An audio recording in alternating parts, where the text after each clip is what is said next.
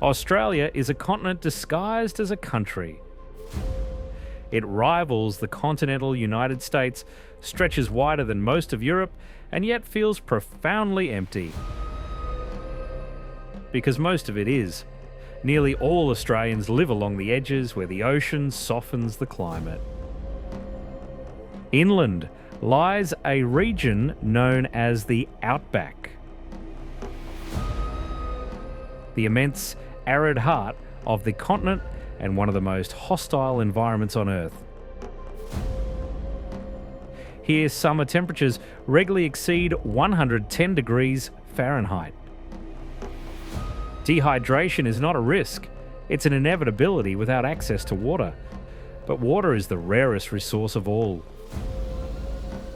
Rivers vanish into sand, lakes shrink into salt-crusted basins.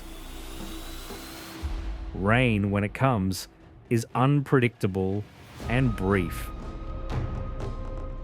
Many species here are not just adapted, but weaponized by evolution. Venom replaces strength. Some snakes carry toxins capable of shutting down a human nervous system in minutes. Spiders hide in the margins of camps and shelters. Even the larger animals demand caution. Powerful kangaroos are capable of delivering kicks strong enough to cause serious injury. And in the north, where water still holds its ground, crocodiles could strike with explosive force.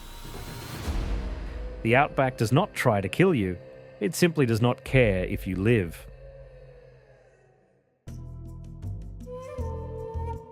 And nowhere is that indifference more complete than in the Great Australian deserts that dominate the heart of the continent. Taken together, these deserts cover well over 1 million square miles, close to a fifth of Australia's landmass.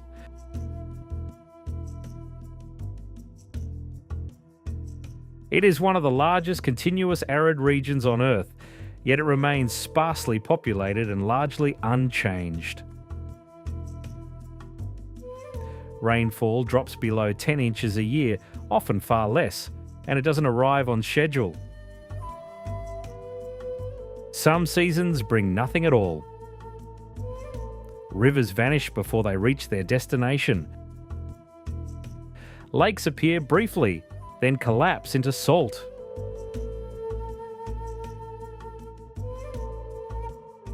The Great Australian deserts are not the sweeping dunes of imagination, but endless sand ridges and gravel plains that radiate heat back into the air. Navigation becomes a problem of repetition. Landmarks are scarce, distances are deceptive. What looks close rarely is. And then, suddenly, in the very middle of the continent, a giant red rock appears on the horizon. Uluru rises about 1,100 feet above the ground, but that's only part of the story. Most of its mass lies below the surface, anchored deep within the earth.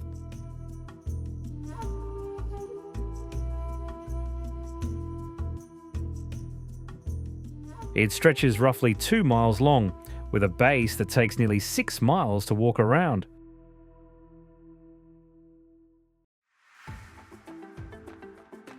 Formed around 550 million years ago, Uluru began as sediment, sand deposited in a vast inland basin. Over time, pressure turned it into rock, and tectonic forces tilted it into its current position.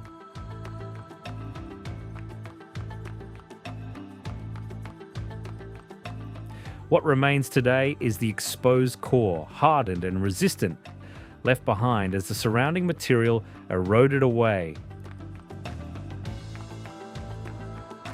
But Uluru is only part of the story. About 20 miles to the west, single mass gives way to a cluster of massive domes, the Kata Tjuta.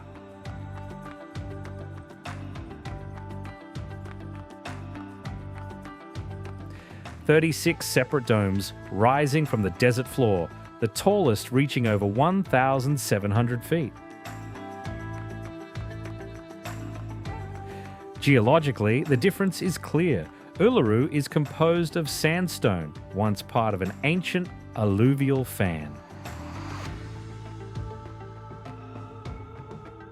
Meanwhile, Kata Tjuta is made of conglomerate, rock formed from compressed gravel and stones.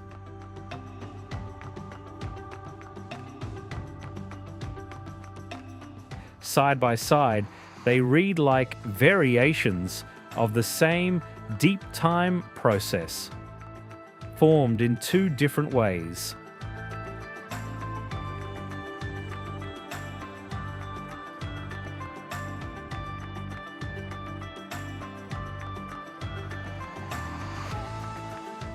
The outback you see today is dry and exposed, but it wasn't always like this.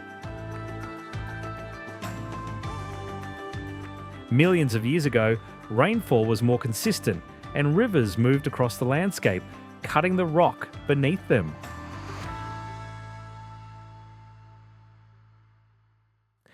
What remains of that distant past is the King's Canyon.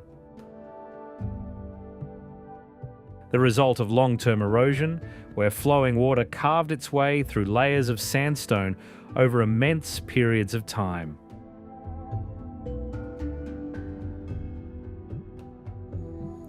The rivers are gone now, but their path is still visible, etched into the land as deep channels and worn terraces.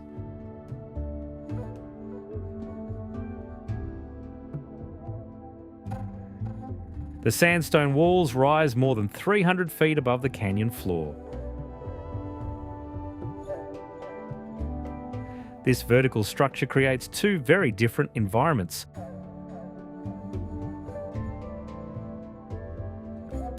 At the rim, conditions are harsh and exposed.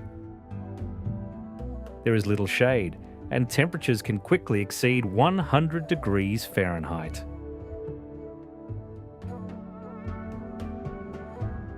Inside the canyon, the situation changes.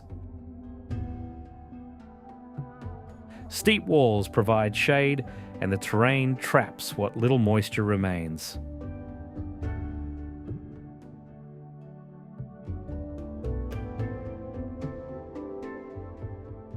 In landscapes like these, you don't expect to find much life, and yet some species persist here, adapting in ways that seem almost improbable.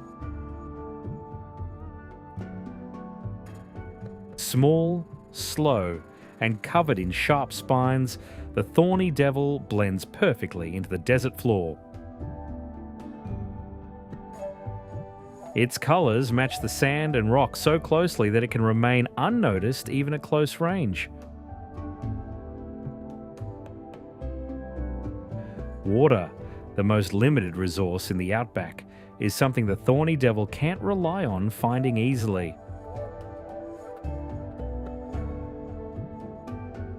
Instead, it collects it.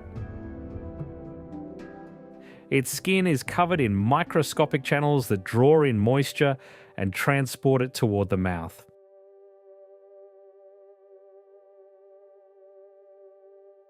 And the diet is just as specialized.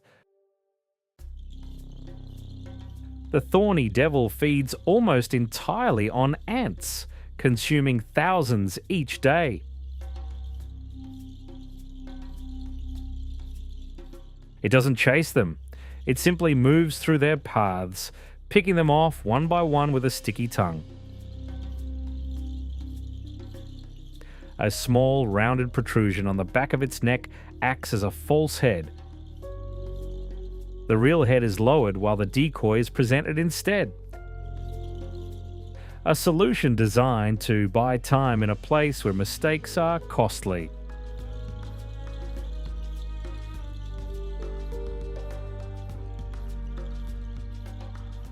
Lying in the very heart of the Australian continent, Lake Eyre is not just a body of water, but the pulse of the desert. Most of the time, there is no water here. Only a blinding white plain covered with a crust of salt.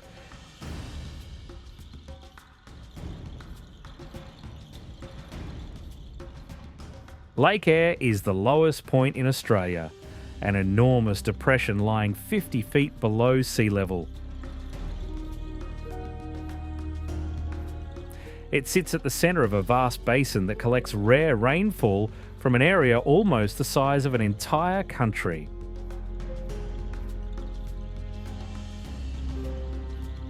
And when heavy rains begin in distant northern regions, the desert sets its hidden mechanism in motion. Along winding riverbeds, water moves south, covering hundreds of miles.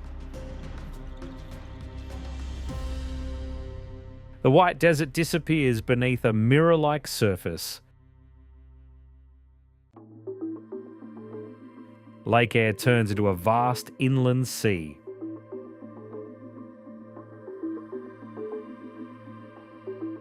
But this state is temporary. Under the scorching sun, the water begins to evaporate.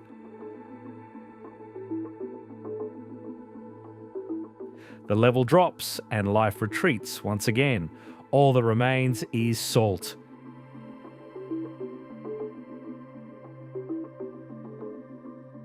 A dense, crunching layer covering the ground like a memory of the vanished water.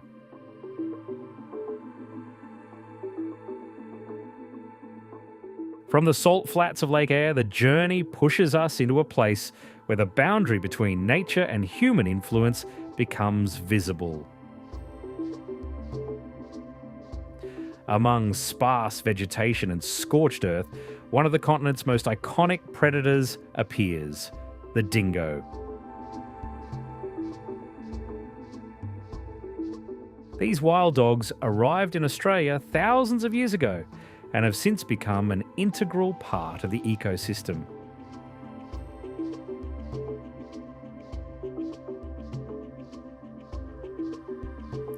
Resilient and remarkably adaptive, their diet changes from small rodents and reptiles to larger prey.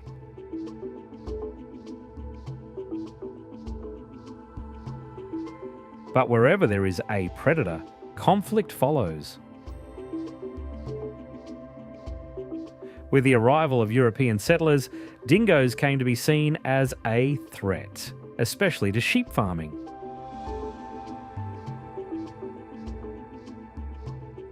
Livestock losses led to one of the largest engineering projects in Australia's history. The dog fence, a massive defensive barrier stretching for thousands of miles. It is one of the longest fences in the world, cutting across entire states and separating areas where dingoes are allowed to exist.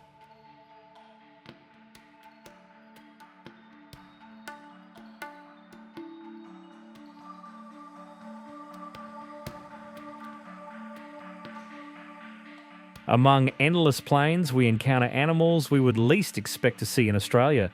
Camels.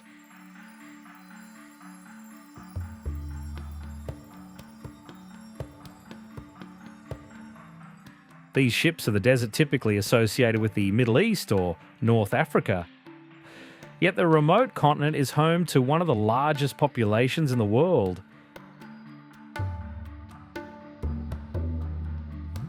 Camels were brought here in the 19th century when European explorers were searching for ways to traverse the continent's interior.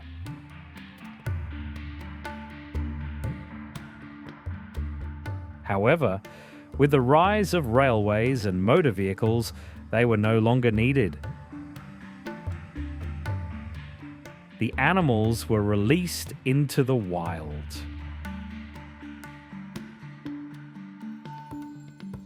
With no natural predators and vast open spaces, camels adapted quickly.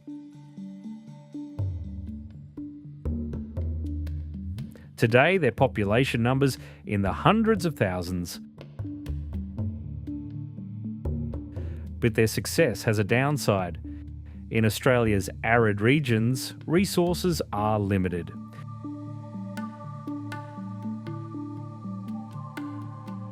Large herds compete with native species for water.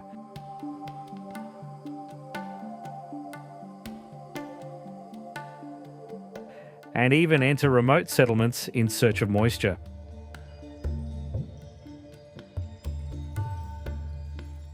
Camels have become not only a symbol of survival, but also part of a complex balance between nature and human activity.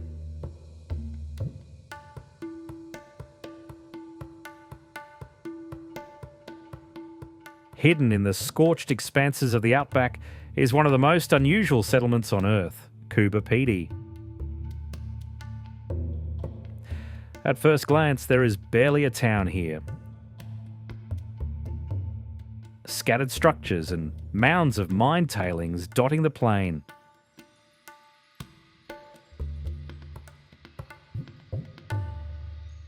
Because the real life of this place is hidden underground.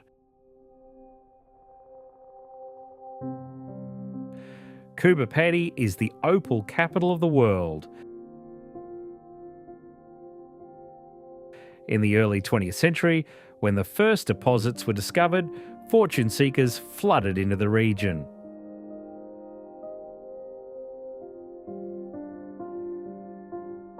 But it quickly became clear, surviving on the surface was nearly impossible. In summer, temperatures regularly exceed 120 degrees Fahrenheit.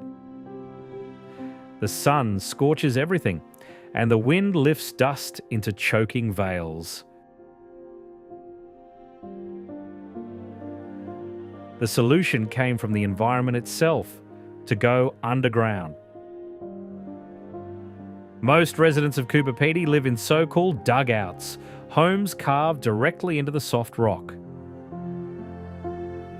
Below ground, temperatures remain stable year-round, providing natural cooling without air conditioning.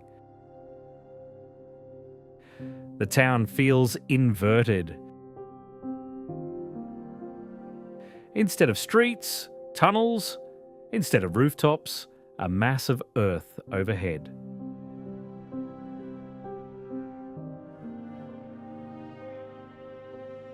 Just a few dozen miles to the north, the desert reveals one of Australia's most surreal panoramas, the Breakaways.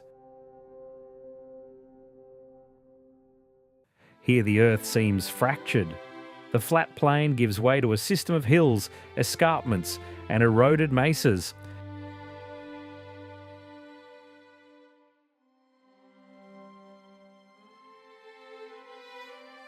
These colours constantly change with the position of the sun, from soft pastels at dawn to deep, unreal contrasts at sunset.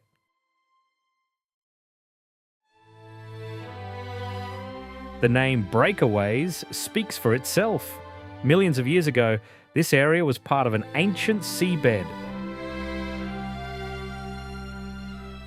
Over time, the water receded, and rare rains began to slowly erode the rock, separating the land into isolated formations.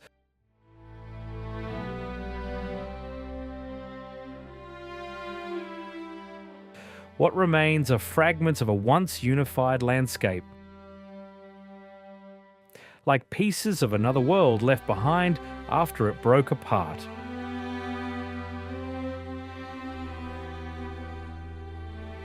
Life here is scarce. Vegetation is sparse and clings low to the ground, holding on to what little moisture it can. The area is especially known for its alien appearance. These landscapes have been used as filming locations depicting other planets.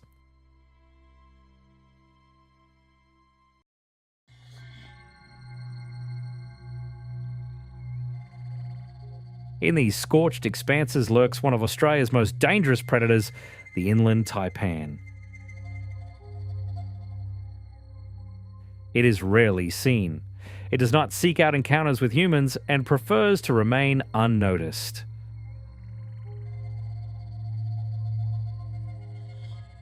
The The snake is considered the most venomous on the planet. Its venom is a complex blend of neurotoxins and coagulants, capable of paralyzing the nervous system.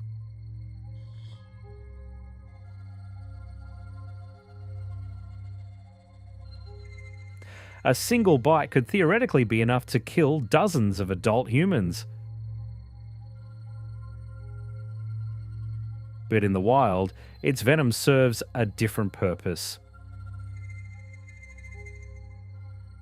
The taipan's primary prey is small mammals. In the desert, timing is everything. A wounded animal may escape and die in its burrow, becoming inaccessible. That's why the taipan delivers a rapid series of bites to ensure the venom acts immediately. Despite its fearsome reputation, encounters with the inland taipan are extremely rare. It avoids humans and will retreat if given the chance.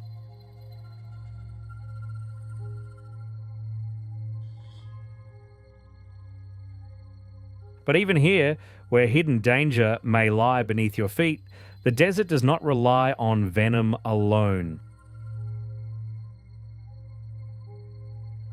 Among sparse shrubs, another creature appears, no less remarkable, yet built on a different survival strategy.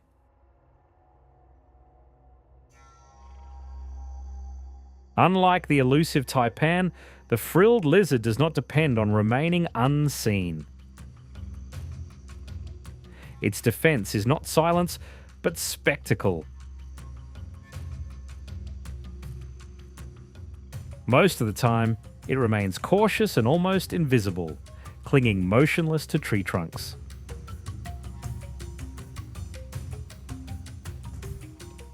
But the moment a threat approaches, its body seems to unfold. A wide, leathery frill suddenly expands around its head. At the same time, it opens its mouth and releases a sharp hiss, stepping toward the threat.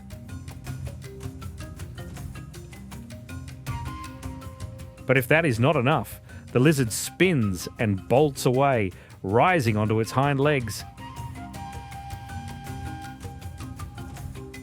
And within seconds reaches the nearest tree.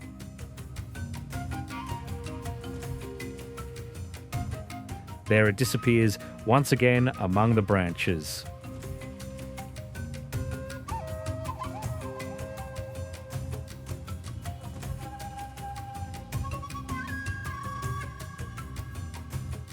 In southern Australia, the landscape suddenly loses even the faintest hint of relief.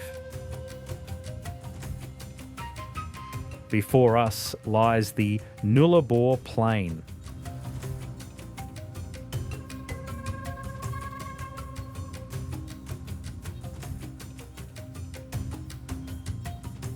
The name comes from the Latin nulla arbor, no trees, and it is no exaggeration. For hundreds of miles there are no vertical landmarks. Only an endless limestone platform, scorched by the sun and worn down by the wind. This plain was once an ancient seabed. Warm waters covered this region, leaving behind layers of limestone. Over time, the ocean retreated, and the surface evolved into one of the largest karst systems in the world. Beneath your feet lies a hidden network of caves, fissures, and voids formed over thousands of years. But the true boundary of this world lies ahead.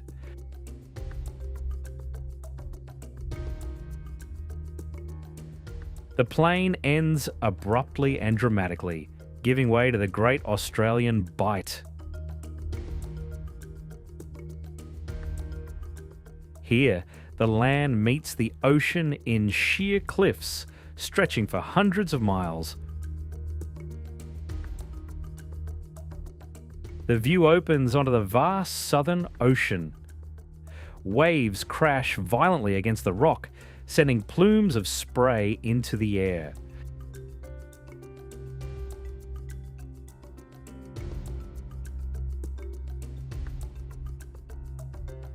Across these open expanses appears one of the continent's most recognisable animals, a living symbol of Australia.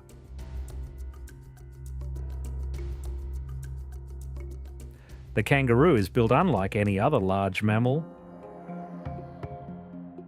Its powerful hind legs and long tail function as a single system.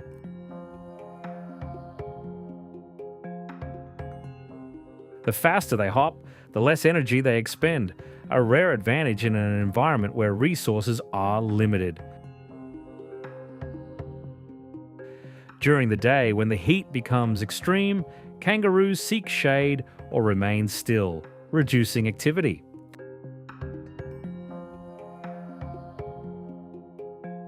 The bodies are adapted to conserve water. They can go long periods without direct sources of moisture.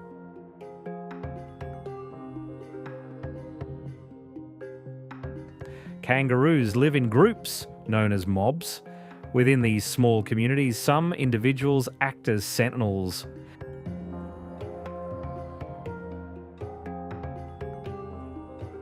At the first sign of danger, the signal spreads instantly, and the entire group moves as one.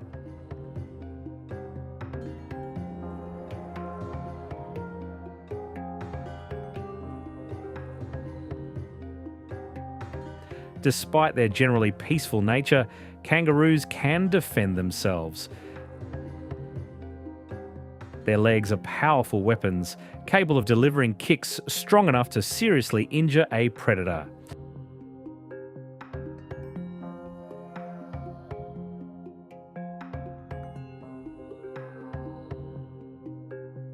If kangaroos conquer the plain through bounding leaps, the emu does it step by step. A tall, nearly 6.5-foot bird, unable to fly, yet perfectly at home here. Its long, powerful legs allow it to reach speeds of up to about 30 miles per hour, covering great distances with minimal energy.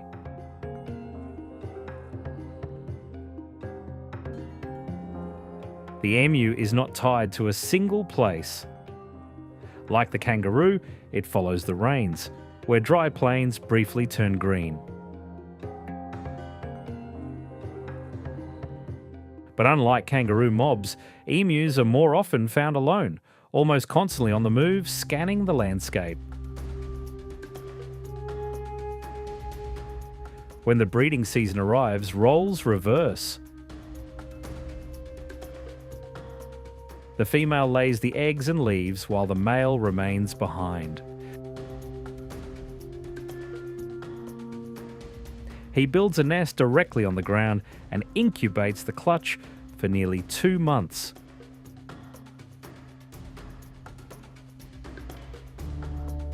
During this time, he barely eats or drinks, guarding the future of his offspring.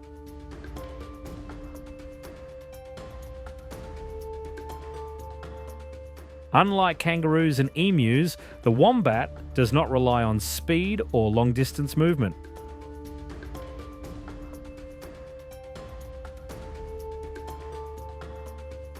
Its strategy is to withdraw from the extremes of the environment by going underground.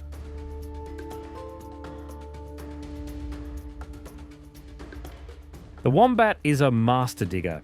Its powerful forelimbs, equipped with strong claws, allow it to create complex burrow systems that can extend several yards beneath the surface.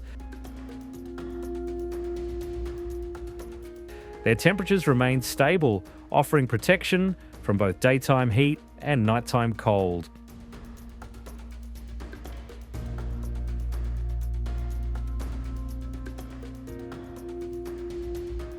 Its metabolism is built for efficiency. Food is digested extremely slowly, sometimes taking up to 2 weeks, allowing it to extract maximum energy from scarce resources.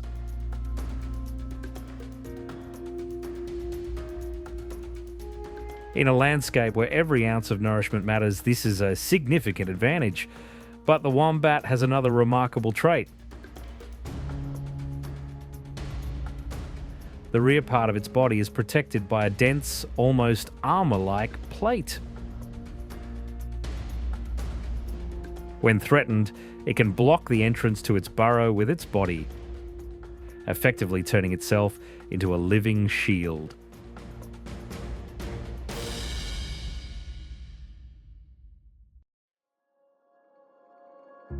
East of the Nullarbor Plain, dark silhouettes begin to rise on the horizon, the Flinders Ranges. Here the land no longer feels still or uniform.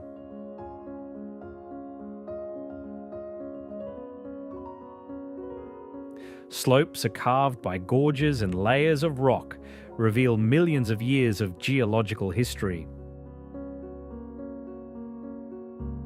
Within the Flinders Ranges, you can encounter kangaroos, emus, and a wide variety of birds and reptiles.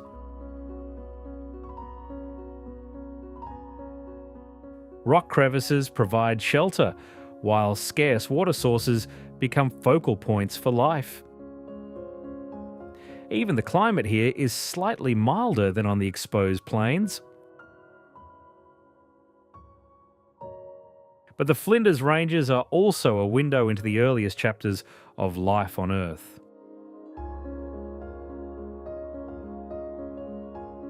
Fossils found here belong to organisms that lived more than 500 million years ago.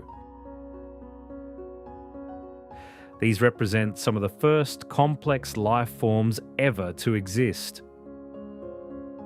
Each layer of rock is like a page in a book written long before humans. Despite their age, these mountains are still changing. Wind, water, and temperature extremes continue to erode the rocks, slowly reshaping the landscape.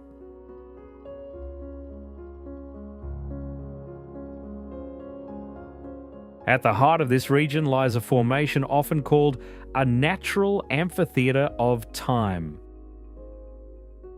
Wilpena Pound.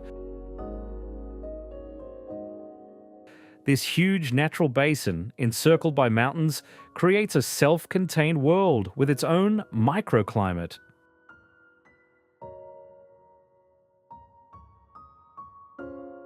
But this is neither a crater nor the impact of a meteorite. It is the result of millions of years of slow geological forces that lifted and bent layers of ancient rock.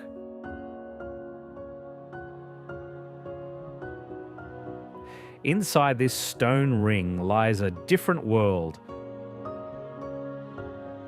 Moisture lingers here and vegetation becomes noticeably denser than outside its walls. After rare rains, grasses emerge and animals become more active.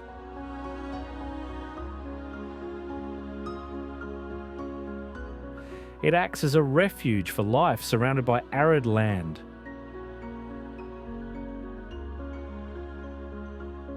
For local Aboriginal peoples, this place holds deep cultural meaning. In their traditions, the pound is the body of two giant serpents whose movements shape the surrounding mountains.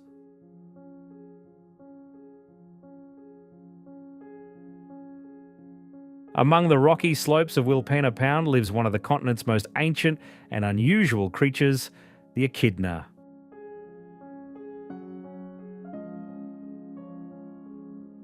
Its spiny body resembles a hedgehog. The elongated snout reminds that of an anteater. But its most remarkable trait lies deeper. The echidna is one of the very few mammals that lay eggs. Using powerful claws, it tears into soil in search of ants and termites. Its long, sticky tongue can flick in and out rapidly, collecting insects hidden deep inside narrow tunnels.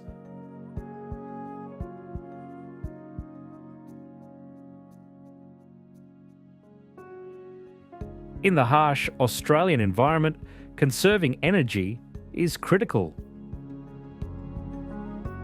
During periods of extreme heat, echidna reduce activity, remaining hidden inside rock crevices. When threatened, it digs downward, anchoring itself into the soil while leaving only a shield of sharp spines. If the ground is too hard to dig, it curls into a compact ball, turning itself into a nearly untouchable mass of spikes.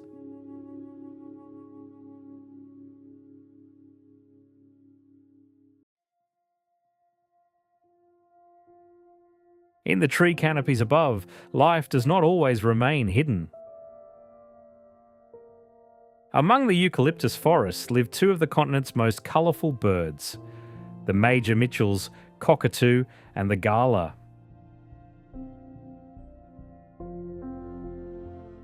At first glance, they seem similar. Both are covered in pink plumage. Both belong to the cockatoo family.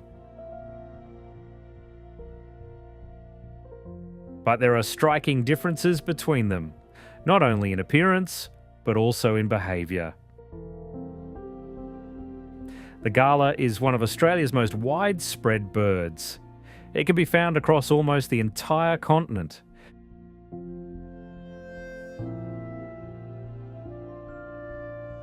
Flocks of galas are noisy and constantly on the move. Sometimes hundreds of birds gather together.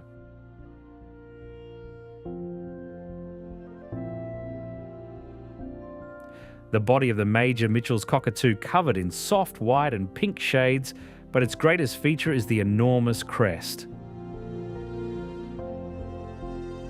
When the bird raises it, bright red and yellow bands hidden within the feathers suddenly become visible. Unlike the noisy gala, the major Mitchell's behaves more cautiously. It is far less common and prefers remote arid regions with large old trees suitable for nesting. These birds usually remain in pairs or small groups. Their lives are closely tied to eucalyptus trees.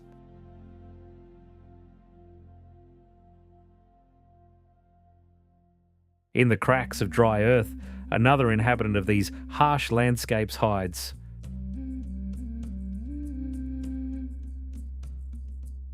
The redback spider, Australia's close relative of the black widow.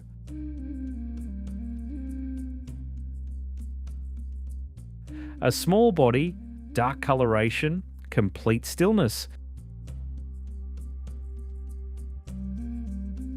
Everything serves one purpose: to remain unseen. The redback spider does not actively hunt.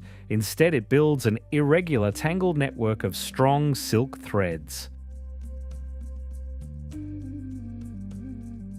This web becomes a trap. The moment an insect touches the threads, the outcome is almost immediate. The spider senses even the slightest vibration. It moves in quickly, injects venom, and wraps its prey in silk.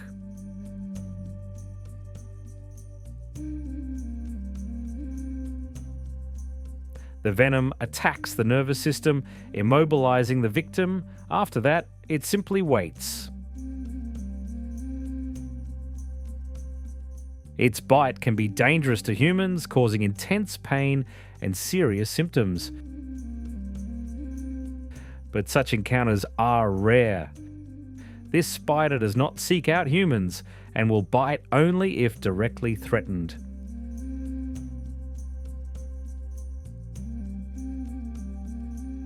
Deep in the interior of Australia, endless parallel lines of sand stretch across the horizon, running for hundreds of miles.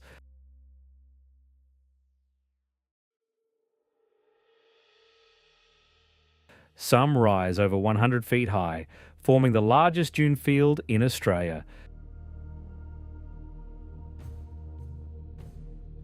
Between them, life clings in the narrow corridors of hard ground.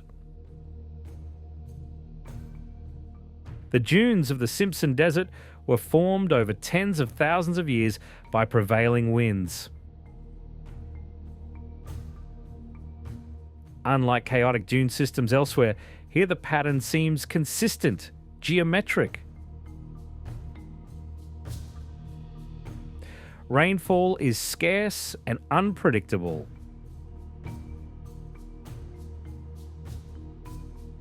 In many years, only a few inches fall across the entire region.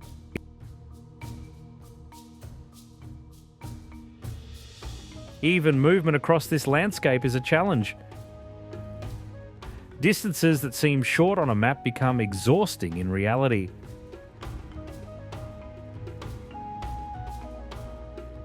Despite its harsh conditions, the desert is not lifeless. It follows a cycle. Long periods of dryness followed by short bursts of activity after rain.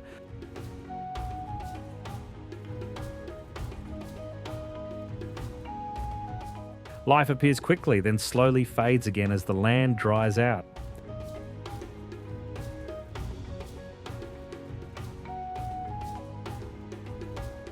Not far from Tennant Creek, instead of long moving sand ridges, the landscape is filled with massive granite boulders.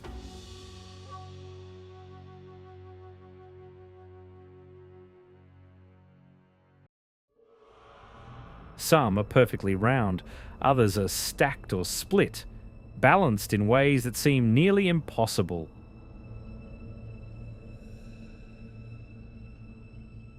Devil's marbles were formed deep underground millions of years ago and slowly brought to the surface.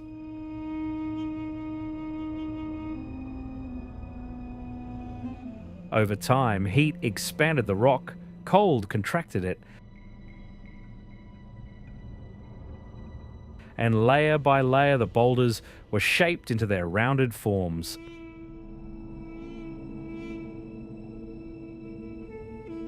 The name Devil's Marbles came from early European explorers, but for the indigenous people, the site is known as Karlu Karlu.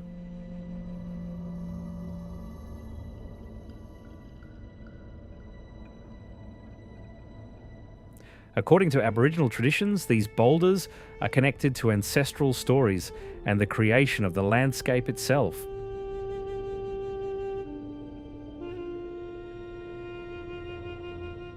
Even though the rocks appear still, they are not truly unchanged. Over millions of years, they continue to slowly break apart. Gravity and weather are constantly reshaping them, even if the changes are too slow for the human eye to notice.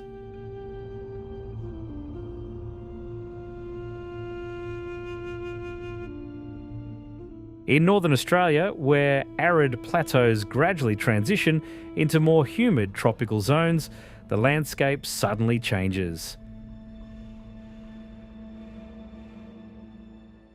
Here, a river has carved its way through ancient rock formations, creating one of the continent's most striking canyon systems, Nitmiluk Gorge.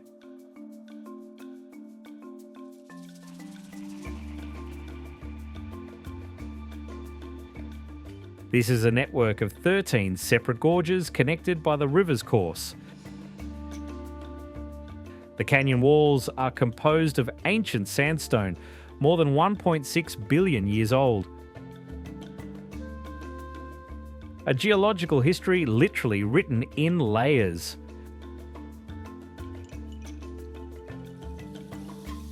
The gorge reaches depths of up to 230 feet, with walls that are in places almost vertical. Narrow sections alternate with wider expanses where the river forms natural pools and quiet lagoons.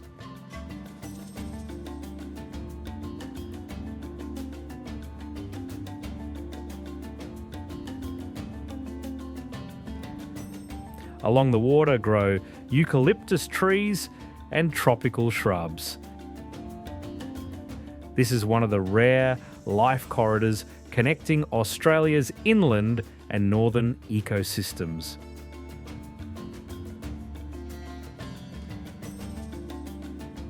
Today, the region has become an important tourist area, though much of it remains untouched, preserving the river's natural rhythm.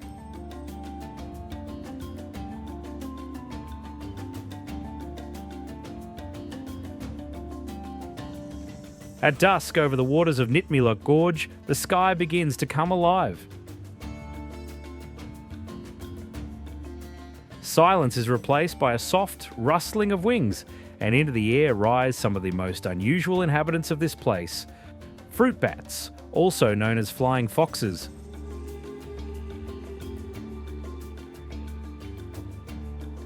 These are the largest representatives of bats on the continent. Their wingspan can reach up to 5 feet.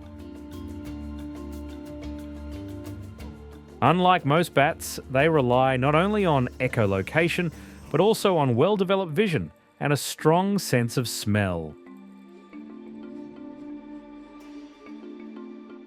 During the day, thousands of individuals hang upside down from the branches of riverside trees, forming dense colonies.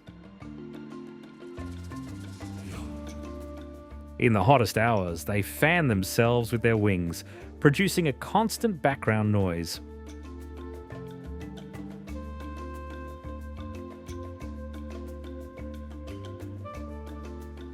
But as the sun sets, they lift into the sky and set out in search of food.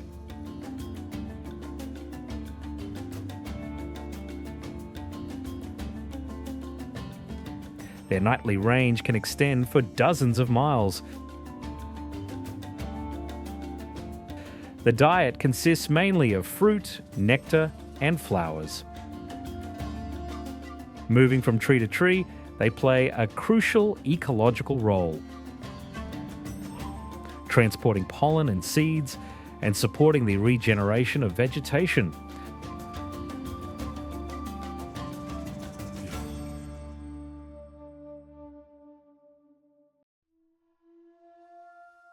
In the depths of the gorge, among submerged tree roots, the freshwater crocodile lies in ambush.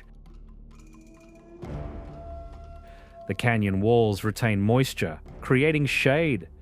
Here, the crocodile can persist even under extreme external heat.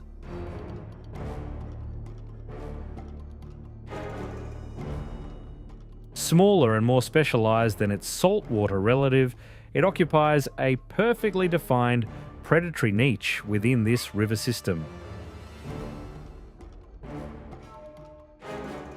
Its body is elongated, flowing with the water itself.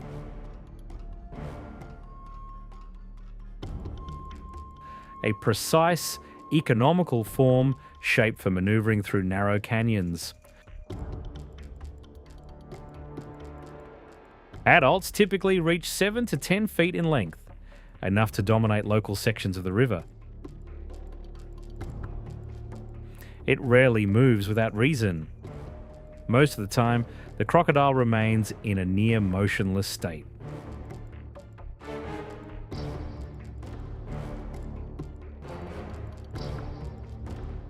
This positioning allows it to observe its surroundings while remaining invisible to potential prey.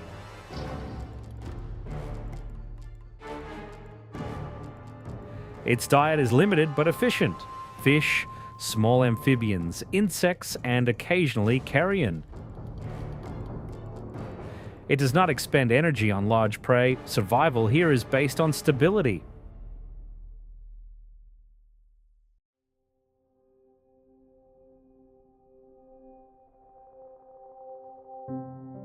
After the narrow canyons of Nitmiluk Gorge in Litchfield National Park, the terrain becomes broader. The key driver here is water and its sharp fluctuations. The wet season brings intense monsoon rains. In a short time, dry creek beds turn into torrents.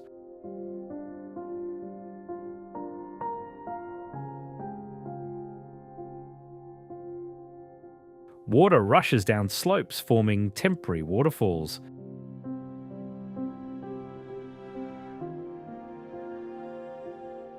These water systems are not permanent but cyclical. They appear, peak, and gradually disappear during the dry season.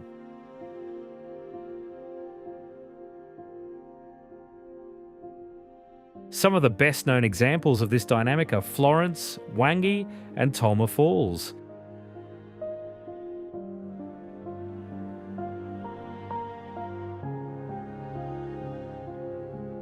Their flow depends directly on rainfall. Each season they look different, from powerful cascades to thin streams trickling over rock faces.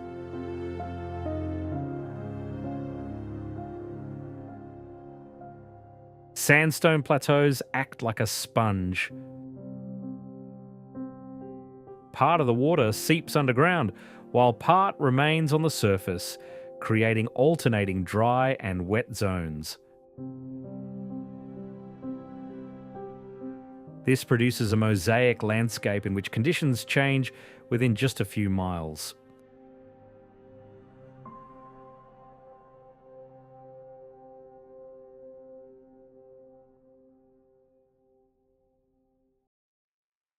Across the entire park rise termite mounds, some up to 12 feet in height. Among them stand out the so-called magnetic mounds. They are elongated into thin, blade-like structures and oriented with near-perfect precision along a north-south axis. This is not accidental. Such a form minimises overheating. The narrow edge faces the midday sun, while the broader sides capture the softer light of morning and evening.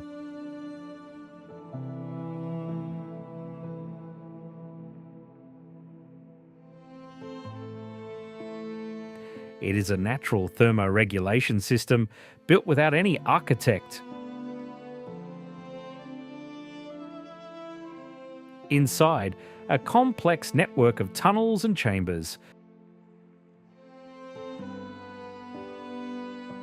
The termite colony functions as a single organism. Workers construct, soldiers defend, and the queen ensures reproduction.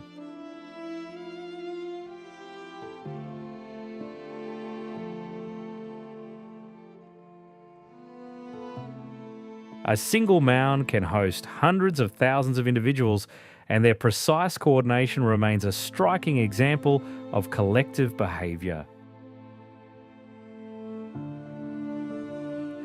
As key ecosystem engineers, termites break down wood, recycle organic matter, and generate new layers of fertile soil.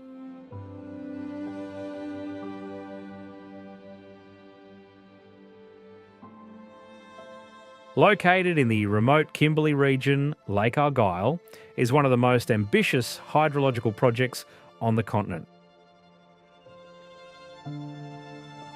The reservoir was created in the 1970s following the construction of a dam on the Ord River.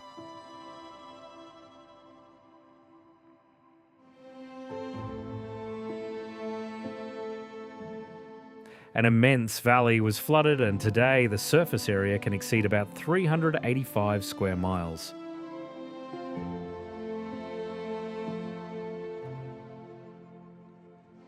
The shoreline of Lake Argyle is so deeply indented that its total length exceeds 600 miles, longer than that of some seas.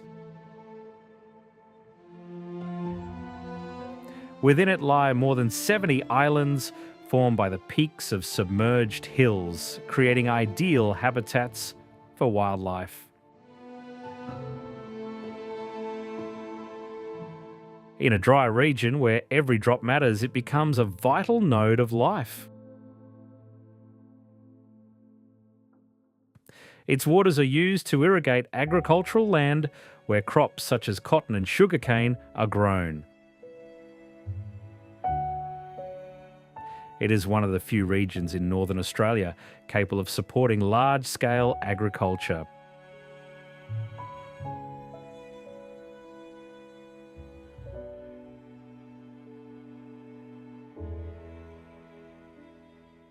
If Lake Argyle shows how water can create life, then the Bungle Range reveals the opposite.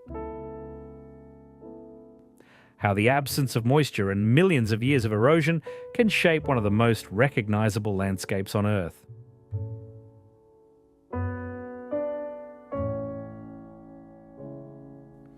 Hundreds of dome-shaped hills rise from the plain, forming a complex terrain covering roughly 170 square miles.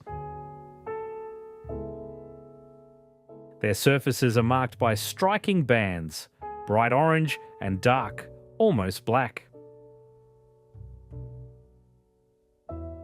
These colours are not random. The orange layers are rich in iron oxides, while the darker bands are formed by colonies of bacteria.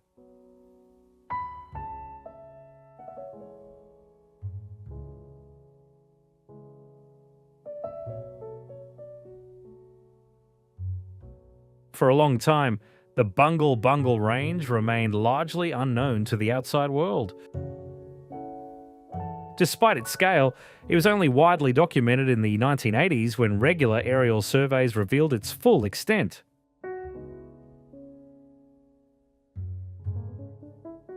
In 2003, Punalulu National Park was designated a UNESCO World Heritage Site, recognised for its unique geological processes.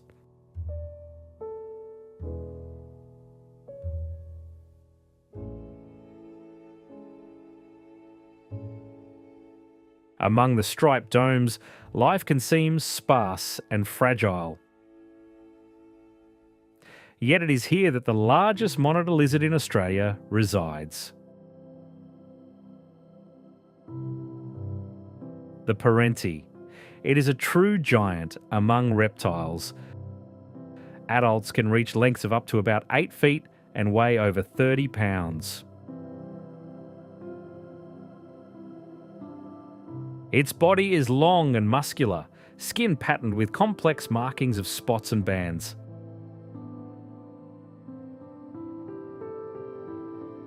This giant lizard can reach speeds of up to about 25 miles per hour, making it one of the fastest reptile predators.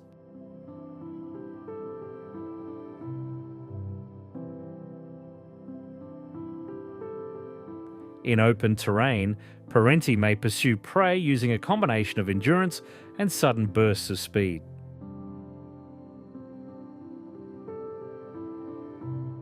Like other monitor lizards, it uses a forked tongue to read chemical signals in the air.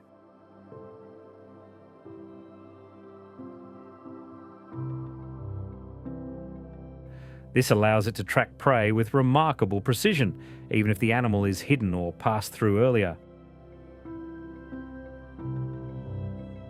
Being most active in the morning and late afternoon, during the hottest part of the day, the lizard shelters in shaded areas.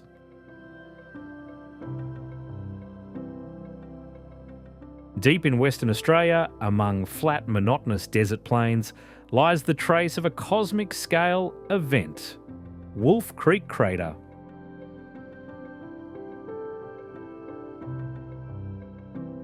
From the air, it appears almost perfectly circular. Its diameter is about 3,000 feet and depth reaches 200 feet.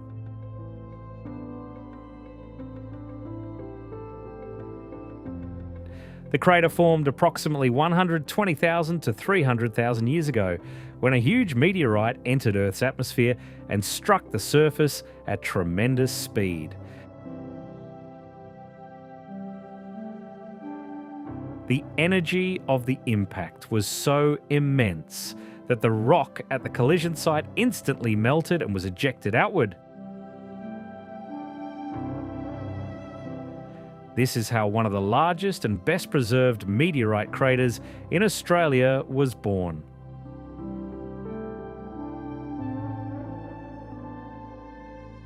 Over time, winds and rains have begun to soften its shape, but due to the arid climate, erosion occurs slowly.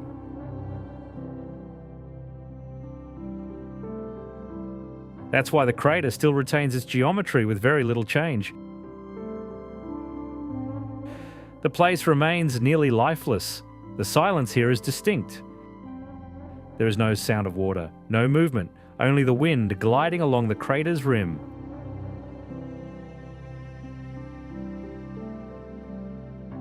One impact, one moment, and a mark that endures for hundreds of thousands of years.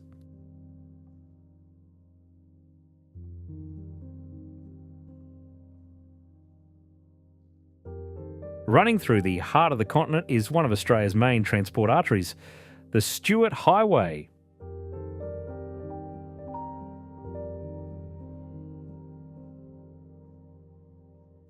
This is more than just a road. It's a central axis linking the south and the north of the country.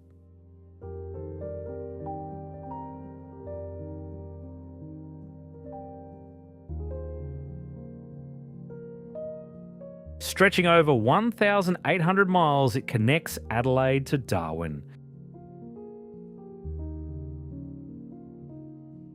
In many ways, it follows the path first charted in the 19th century by explorer John McDowell Stuart.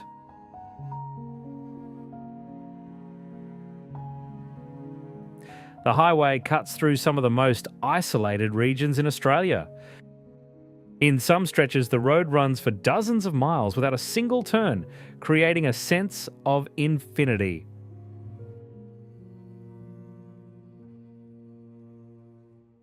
Temperatures in the central sections of the route often exceed 104 degrees Fahrenheit, while the road surface becomes even hotter.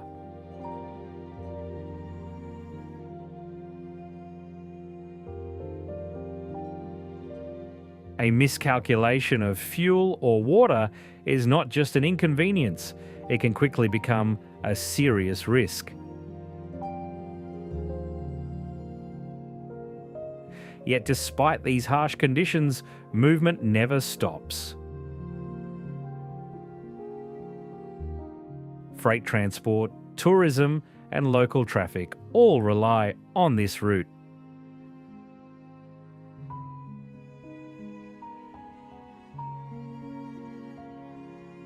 If the Stuart Highway is the artery, then road trains are the lifeblood moving through it.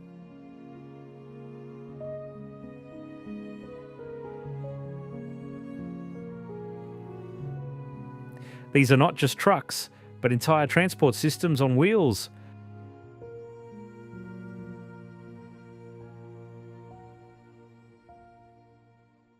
A single prime mover can haul 3, 4, or sometimes even more trailers, reaching total lengths of over 165 feet.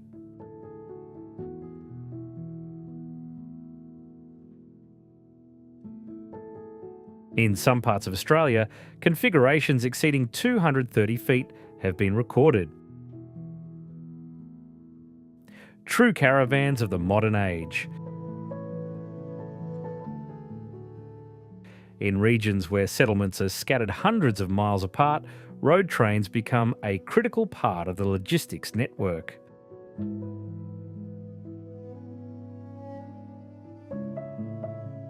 A fully loaded road train can weigh over 100 tonnes. Its stopping distance is measured in hundreds of yards. Like everything in the Australian outback, these machines are a product of adaptation. They did not emerge from technological excess, but from necessity. Vast distances, low population density, and extreme conditions made them the most effective solution for transport.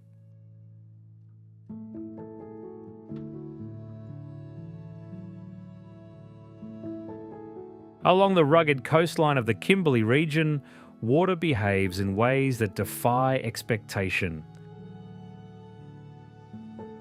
At first glance, the horizontal falls seems to contradict basic logic.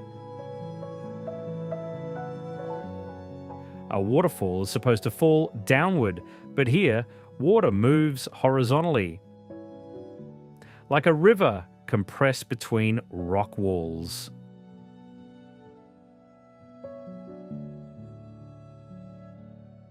The reason lies in extreme tides, among the most powerful in the world.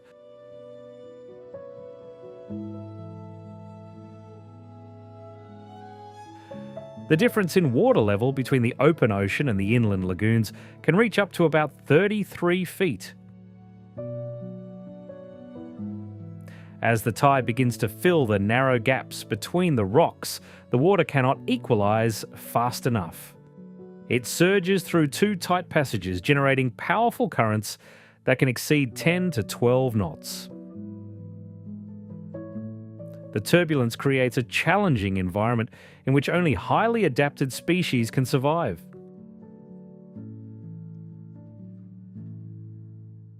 In the channels, fish capable of holding position in strong currents can be found, along with sharks that use the flow to their advantage.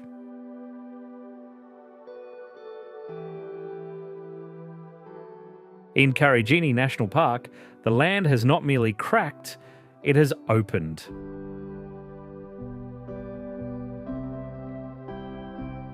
A vast system of gorges cuts through the ancient Pilbara Plateau, exposing rock formations more than 2.5 billion years old. Some of them reach depths of over 330 feet.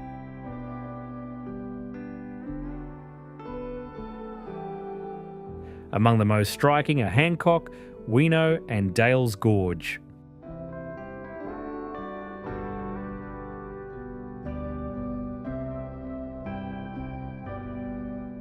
Each has its own structure and character, yet all share the same sensation, standing inside the geological history of the planet itself.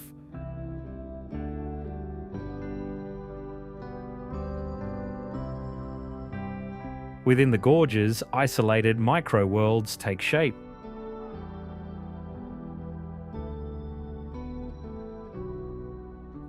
Natural pools of clear water form here, fed by underground sources. One of the most well-known is Kermit's Pool.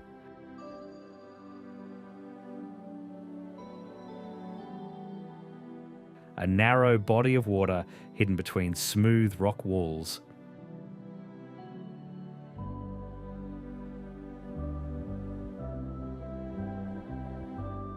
Temperatures on the plateau can exceed 113 degrees Fahrenheit, yet within the depths of the gorges, a relative coolness persists.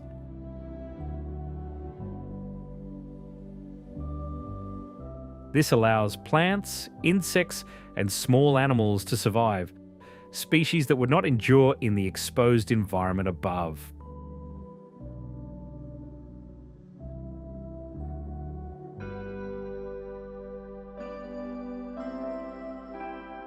Along the Ningaloo coast, one of the largest fringing reefs in the world stretches for more than 160 miles.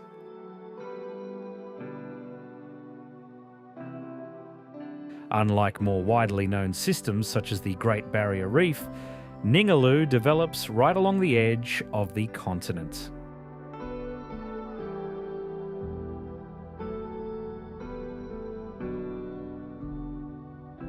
You can simply step into the water from the beach and immediately find yourself within a complex coral ecosystem.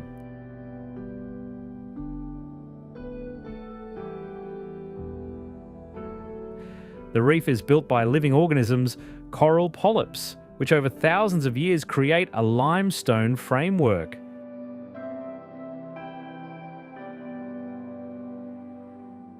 These formations become the foundation of the entire ecosystem. The waters of Ningaloo are home to more than 500 species of fish and around 300 species of coral. Yet what makes this place especially renowned is the presence of the largest fish on Earth, the whale shark.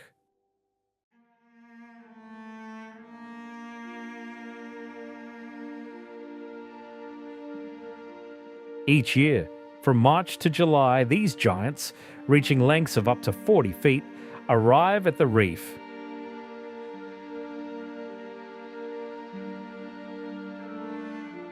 Despite their size, they feed on microscopic organisms, filtering vast amounts of water. Their presence turns Ningaloo into one of the few places in the world where such animals can be observed up close.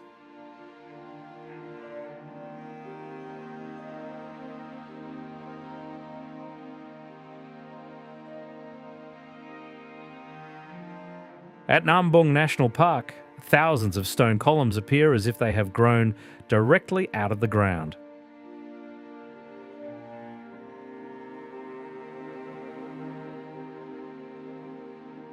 Their shapes vary widely. Some are sharp and slender, others thick and rounded.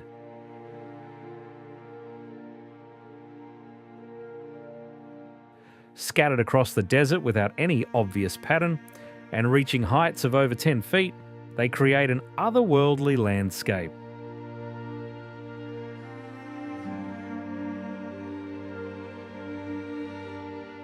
Yet their origin is entirely terrestrial.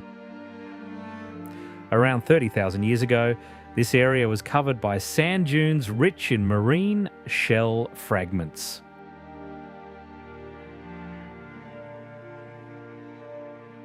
Over time, calcium from these remains began to cement the sand, forming limestone.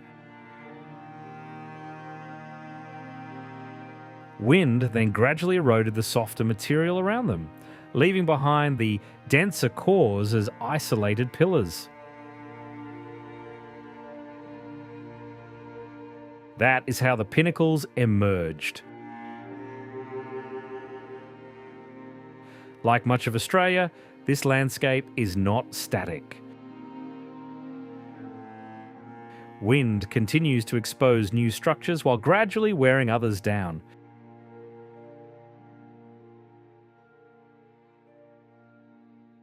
It is a slow process, unfolding over thousands of years, but it is still happening now.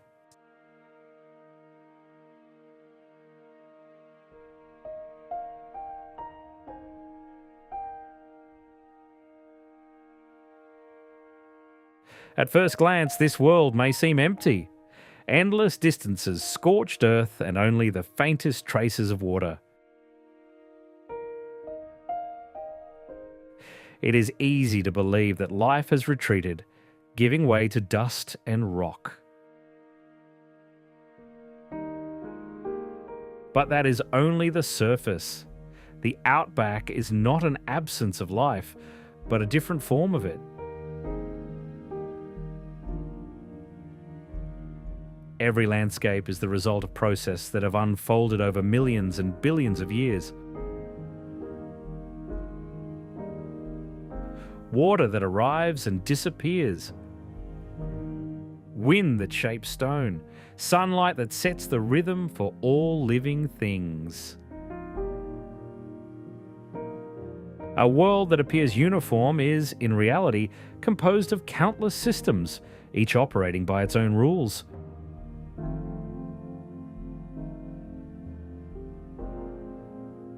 The Outback does not try to be welcoming.